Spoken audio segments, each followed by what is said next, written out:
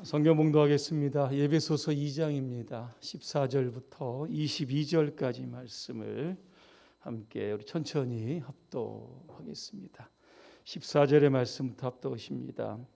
그는 우리의 화평이신지라 둘로 하나를 만드사 원수된 곧 중간에 막힌 담을 자기 육체로 하시고 법조문으로 된 계명의 율법을 폐하셨으니 이는 이 둘로 자기 안에서 한 세 사람을 지어 화평하게 하시고 또 십자가로 이 둘을 한 몸으로 하나님과 화목하게 하려 하심이라. 원수된 것을 십자가로 소멸하시고 또 오셔서 먼 데에 있는 너희에게 평안을 전하시고 가까운 데에 있는 자들에게 평안을 전하셨으니 이는 그로 말미암아 우리 둘이 한 성령 안에서 아버지께 나아감을 얻게 하려 하심이라. 그러므로 이제부터 너희는 외인도 아니요 나그네도 아니요 오직 성도들과 동일한 시민이요 하나님의 권속이라. 너희는 사도들과 선지자들의 터 위에 세우심을 입은 자라. 그리스도 예수께서 친히 모퉁이 돌이 되셨느니라. 그의 안에서 건물 받아 서로 연결하여 주 안에서 성전이 되어가고 너희도 성령 안에서 하나님이 거하실 처소가 되기 위하여 그리스도 예수 안에서 함께 지어져 가느니라. 아멘. 예수님은 화평이십니다라는 주제로 말씀을 드리겠습니다. 1950년 6월 25일 날 발발한 6.25 전쟁은 1953년 7월 27일 휴전이 있기까지 만 3년 1개월 2일간 끊임없는 전쟁이 있었습니다. 이 3년 동안의 전쟁 피해, 특히 인명 피해가 450만 명이라고 그렇게 추정이 됩니다. 남한의 산업시설과 어떤 가옥의 절반이 파괴되었던 겁니다. 이런 전쟁의 참화가 이 땅에 다시 일어나지 않도록 우리는 더 많이 기도하고 더 강한 이 대한민국을 만들어가야 할 겁니다. 지난 6월 6일 날 국민일보 신문에 보니까 6.25 전쟁 때 기독교 의용대를 조직했다라고 하는 기사가 나왔습니다. 6.25 전쟁이 발발하자 7월 중순부터 대구 시내 주요 교회와 중심가에 포스터를 붙여놓고 모병을 하기를 시작을 합니다. 반응이 굉장히 뜨거웠다고 합니다. 대구 제1교회와 남산교회, 서문교회 이 세 개 교회를 병영으로 그렇게 삼았다고 합니다. 십자가 군병들아를 군가로 그렇게 제정을 합니다. 그 뒤에 대구 개성학교 운동장에서 이 국방부가 교낸 그런 교관에 의해서 훈련을 받았다고 합니다. 그 의용대의 숫자가 3,000여 명 되었다고 합니다. 국군통신대와 이 미군에 편입이 되어서 전투에 참여했다고 합니다. 나라가 위기에 있을 때 자신들의 목숨을 내놓았던 우리 신앙 선배들의 이 나라 사랑의 정신을 우리가 한 번 더 기억해야 할 겁니다. 지난 2월 24일 러시아의 우크라이나 침공으로 인하여 전쟁이 지금 장기화되고 있습니다. 국제사회는 푸틴이 우크라이나를 침공한 이유를 이렇게 이야기를 합니다. 러시아가 과거 자신의 영향력에 있다가 떨어져 나간 주변 국가들에게 다시 영향력을 확장시키기 위해서 명백한 이 팽창주의를 위한 전쟁을 벌였다 이렇게 이야기를 합니다.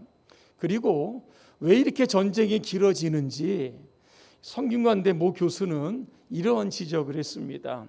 강대국은 늘 약소국의 발전을 위해서 자신들의 개입과 지배가 필연적이라고 하는 담론을 생산한다 그랬습니다. 다시 이야기하면 러시아와 미국의 이해관계 때문에 지금 우크라이나에서는 무고한 생명이 전쟁으로 인하여 죽어가고 있다라고 하는 겁니다. 이번 우크라이나 사태는 우리나라에도 직간접적으로 많은 영향을 주고 있습니다. 자발적 비핵화를 택한 이 우크라이나가 침공당한 상태에서 이 북한의 핵 보유에 대한 집착이 더 커지고 있다라고 하는 겁니다. 푸틴 대통령은 예전에 핵사용 관련을 언급한 적이 있습니다. 이 북한의 4월 4일 날 김여정 부부장도 만약에 남북 간의 전쟁이 일어나면 핵을 사용하겠다, 이런 언급을 한 적도 있다는 겁니다. 당분간 북한은 비핵화보다 핵 능력 고도화에 아마 더욱더 많이 집중하게 될 겁니다. 그러한 증거로 요즘에 보면 계속해서 미사일을 쏘아 올리고 있는 것을 보게 됩니다. 대한민국은 약소국입니다. 미국과 중국 사이에서 이리저리 눈치를 보고 있는 상황입니다. 그럼에도 불구하고 우리 윤석열 정부는 이 우크라이나 사태에서 많은 교훈을 찾아야 할 겁니다. 북한의 도발에 대해서 원칙적으로 대응해야 할 겁니다. 그리고 미 동맹을 좀 강화시키고 강한 그러한 우리 대한민국을 만들어갈 수 있는 이런 국가 전략을 끊임없이 모색해 가야 할 겁니다.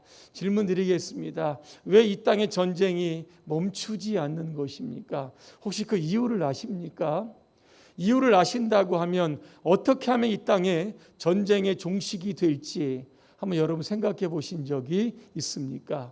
오늘 저는 이 설교를 이 두 문제에 관해 좀 집중해서 말씀드리려고 합니다. 첫 번째로 이 땅에 전쟁이 끊임없이 일어나는 이유가 있습니다. 성경에 나오는데 야고보서 4장 1절과 2절입니다. 제가 한번 읽어드립니다.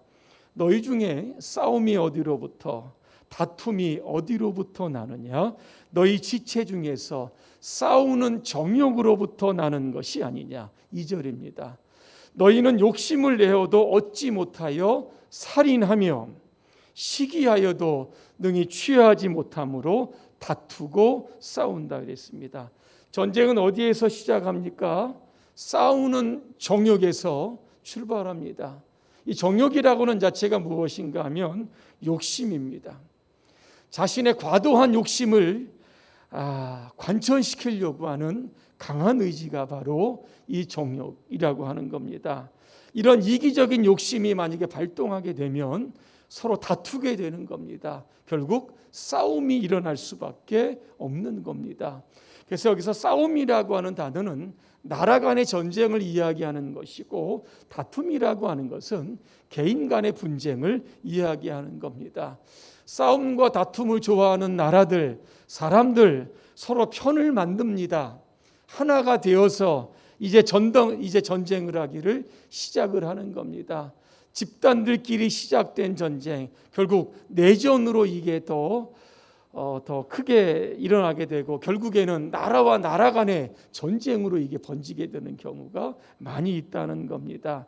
그럼에도 사람들은 싸우는 정욕에서 시작된 이런 전쟁을 가리켜서 성전이다, 거룩한 전쟁이다, 이렇게 부르는 경우도 있습니다. 기독교는 하나님을 위해서 싸운다고 이야기하고, 이슬람은 알라를 위해서 전쟁을 하고 있다, 그렇게 이야기를 하고 있는 겁니다. 우리가 기억해야 할 것이 있습니다. 전쟁의 배후에는 마귀가 있다는 겁니다. 야고보서 3장 15절에 보니까 분명하게 말씀하고 있습니다. 이것을 뒷받침하는 말씀이 바로 요한계시록 6장 3절과 4절입니다. 제가 한번 읽어드립니다. 어린 양이 둘째 봉인을 떼실 때에 나는 둘째 생물이 오너라 하고 말하는 소리를 들었습니다. 그러자 다른 말이 나오는데 그것은 붉은 말이었습니다.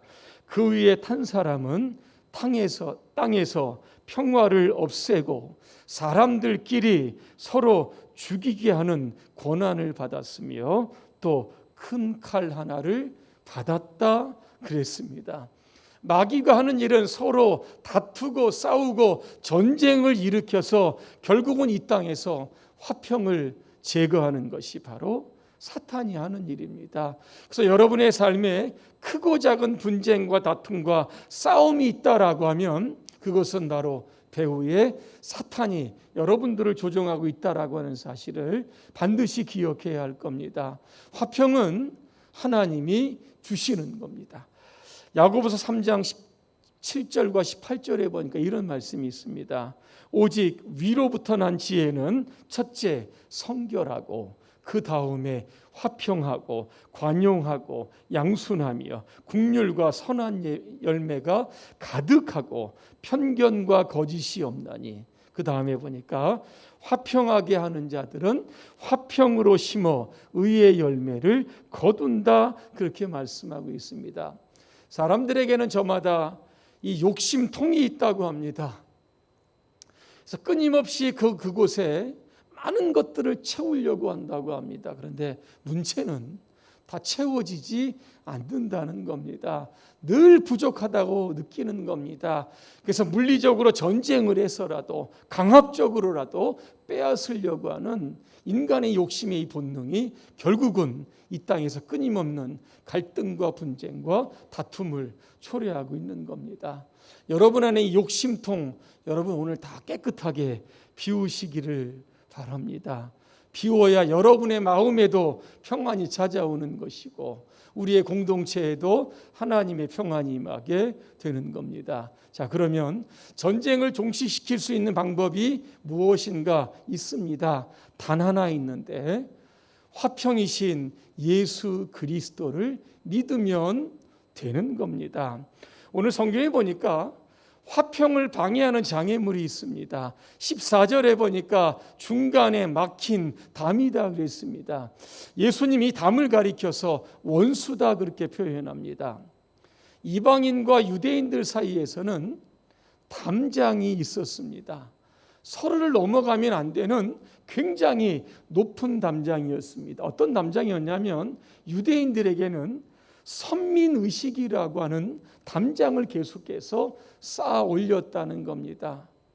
우리가 택한 하나님의 민족이기 때문에 우리만 구원받는다라고 하는 의식이었습니다. 이 담장이 굉장히 높았습니다. 그런데 이방인들은 결국 죽어서 지옥 간다, 이렇게 생각했기 때문에 유대인들은 이방인들을 무시하고 멸시하고 차별하게 되었다라고 하는 겁니다. 그런데 오늘 예수님께서 이 담장을 헐게 되셨다라고 하는 겁니다. 무엇으로 하셨습니까? 자신의 육체로 하셨다. 예수님께서 십자가에서 이 담장을 허무시기 위해서 죽으셨다는 겁니다. 그 보혈의 피가 모든 인간에 있는 욕심과 이 죄악들을 다 깨끗이 하게 되고, 그래서 유대인과 이방인 사이에서 이제는 그러한 어떤 선민의식의 담장이 무너지고 하나님 안에서 한 새 사람이 되었고 한 몸이 되었다. 오늘 그렇게 예수님은 말씀하고 있는 겁니다. 오늘 성경에 보니까 예수님 십자가에서 법조문으로 된 율법을 폐하셨다 그랬습니다. 지금도 유대인들은 율법을 붙들고 삽니다. 율법 안에는 뭐가 있냐면 할례라고 하는 것이 있습니다. 할례가 무엇입니까? 할례, 구원받은 하나님의 백성의 표시라고 하는 겁니다. 그래서 유대인들은 지금도 태어나면 8일 만에 할례를 하는 겁니다. 나는 구원받은 사람이다. 그런데 이방인들은 할례 자체가 없는 겁니다. 이런 할례라고 하는 높은 담장을 쌓고 율법이라고 하는 높은 담장을 쌓아서 유대인과 이방인들이 끊임없이 대적하고 원수가 되었다는 겁니다. 그런데 예수님은 십자가에서 율법을 폐지하셨다. 다시 이야기하면 할례를 통해서 구원받는 것이 아니라 십자가에 달리신 예수 그리스도를 믿기만 하면 누구든지 그 믿음으로 구원받는다, 그렇게 말씀하셨기 때문에 그랬습니다. 그래서 이제는 유대인이든 이방인이든 이 믿음으로 한 하나님의 백성이 되었다. 그래서 오늘 성경에 보니까 권속이라고 하는 단어가 나옵니다. 가족이라고 하는 단어입니다. 그래서 유대인들과 이방인들 이제는 하나님 안에서 형제 자매가 되었다, 그렇게 말씀하고 있습니다. 화평이신 예수님을 이 음악의 부호로 한번 찾는다라고 하면 이 레가토라고 하는 부호를 우리가 찾아보게 됩니다. 레가토 여러분 부호 기억하실 겁니다. 초승달처럼 되어 있습니다. 이 레가토는 음이 다른 그러한 음표를 서로 이어주는 겁니다. 딱딱 끊어서 부르지 말고 딱딱 끊어서 연주하지 말고 부드럽게 이어주라고 하는 겁니다. 예수님은 하나님과 인간 사이를 부드럽게 연결하는 이 화평의 레가토가 되셨고, 이방인과 유대인들 이 담장을 허무시고 그들 간의 화평으로 인하여 서로를 하나가 되게 하셨다라고 하는 겁니다. 그래서 예수님을 가리켜서 화평의 레가토다, 화평의 이음줄이다, 우리가 그렇게 부를 수 있게 되는 겁니다. 오늘도 여러분의 삶에 불화와 다툼과 갈등이 있다라고 하면 오늘도 서로를 이 화평으로 이어주는 이 평화의 이 레가토가 다 되시기를 주님의 이름으로 축복합니다. 또 하나, 예수님은 오늘 성경에 보니까 친히 모퉁이 돌이 되셨다 그랬습니다. 이 모퉁이 돌은 이 코너스톤이라고 부릅니다. 건물 토대의 모서리에 놓이는 잘 다듬어진 사각형의 돌입니다. 이 모퉁이 돌은 굉장히 중요합니다. 왜냐하면 건물의 기초와 형태를 결정을 합니다. 자, 이거를 기준으로 벽돌을 쌓게 됩니다. 그리고 벽과 벽을 연결하는 굉장히 중요한 역할을 하는 것이 바로 모퉁이 돌이라고 하는 겁니다. 교회는 어떤 곳입니까? 모퉁이 돌이신 예수님과 서로 연결된 공동체라고 하는 겁니다. 다시 이야기하면 교회인의 주인이 예수님이시고 교회의 기준이 바로 예수님이 되신다라고 하는 겁니다. 그런데 한국교회에 끊임없는 잡음이 일어나는 이유 중에 하나가 뭔지 아십니까? 사람이 교회의 기준이 되려고 하면 끊임없이 부딪히고 파당이 일어나고 교회가 갈라지는 경우가 굉장히 많은 것을 보게 되었다는 겁니다. 소리나라 이런 마을이 있었습니다. 도레미파솔라시 7소리가 살았는데 저마다 자리에 소리를 내려고 하다 보니까 도시 자체가 시끄러웠던 겁니다. 아이들이 어떻게 하면 평화로운 마을을 만들 수 있을까 모였습니다. 그래서 기도하기를 시작합니다. 도가 기도를 하고 미가 기도를 하고 솔이 기도를 합니다. 그랬더니 아름다운 화음이 된 겁니다. 다른 아이들까지도 합세해서 소리를 내었더니 아름다운 합창이 되었다는 겁니다. 자기의 소리를 조금 줄이고 서로의 소리를 들어가면서 소리의 양보를 통해서 아름다운 합창을 만들고 아름다운 예술을 만들었다라는 겁니다. 이 양보라고 하는 단어를 보면 컨시드라고 합니다. 이게 함께와 가다라고 하는 이 단어의 합성어라고 합니다. 함께 가는 것, 이게 바로 양보라고 하는 겁니다. 이 양보에는 두 가지가 전제되어야 됩니다. 하나는 내 권리를 포기해야 합니다. 또 하나는 우리 자신을 희생해야 하는 겁니다. 예수님께서 이 땅에 오실 수 있었던 유일한 이유는 바로 이 두 가지에 있었다는 겁니다. 빌립보서 2장 3절부터 8절까지 보면 그 말씀이 쭉 기록이 되어 있습니다. 무슨 일이든지 다툼이나 허용으로 하지 말고 겸손한 마음으로 나보다 다른 사람들을 높게 여기라고 그랬습니다. 자기 이익만 생각하지 말고 다른 사람의 이익도 생각하라고 그랬습니다. 예수님의 마음을 닮으라고 했습니다. 예수님은 원래 하나님의 모습을 가졌지만 하나님과 동등됨을 취하지 않으셨다는 겁니다. 자기를 비우셨습니다. 종의 형체를 입어 사람의 모양으로 되셨습니다. 자기를 낮추시고 결국 이 땅에 오셔서 저와 여러분들을 구원하신 겁니다. 예수님의 어떤 자기 권리, 희생 이런 것들이 없었다라고 하면 저와 여러분들의 구원은 존재하지 않았을 겁니다. 구약에 보니까 이삭이라고 하는 사람이 나오는데 예수님을 가장 많이 닮은 사람이 아닌가 생각을 합니다. 그가 가나안 땅에 있다가 흉년이 드니까 블레셋 땅으로 내려가게 됩니다. 거기에서 원래 목축업이었었는데 농사를 집니다. 농사를 지어서 그해 100배의 소출을 걷습니다. 거부가 되고 양과 소가 많아지고 종들을 거느리게 되었다는 겁니다. 문제가 생깁니다. 이삭이 잘 되니까 블레셋 사람들이 시기를 하는 겁니다.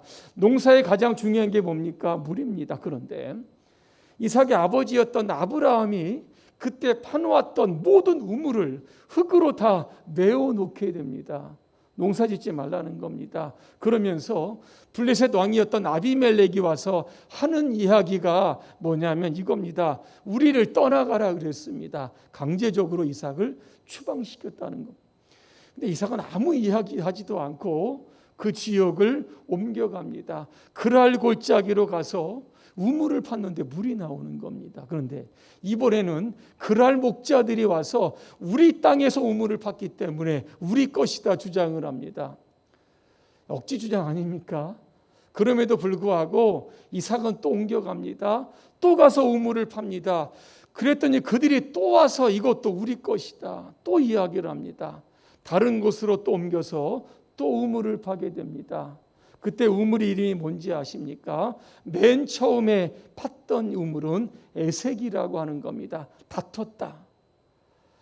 두 번째는 심나라고 하는 겁니다. 대적을 했다는 겁니다. 마지막에는 르호봇인데 장소가 넓다는 겁니다. 그러면서 이삭이 이런 이야기를 합니다. 하나님께서 우리에게 넓은 장소를 주셨기에 이제 우리가 번성하리로다 그렇게 고백을 하고 있습니다. 이삭은 어떤 상황에서도 다투지 않았습니다.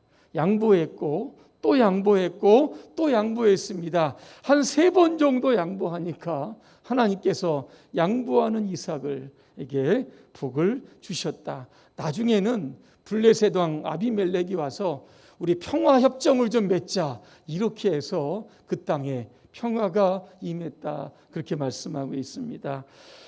여러분 사람이 모이는 곳에는 늘 다툼이 있습니다.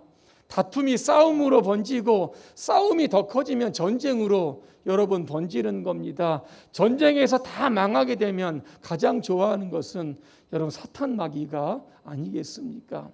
이 시끄러운 세상 저와 여러분들은 이제 예수님처럼 화평의 십자가를 지면 되는 겁니다. 양보의 십자가를 지고 세상으로 들어가서 내 자신을 먼저 희생하면 되는 겁니다.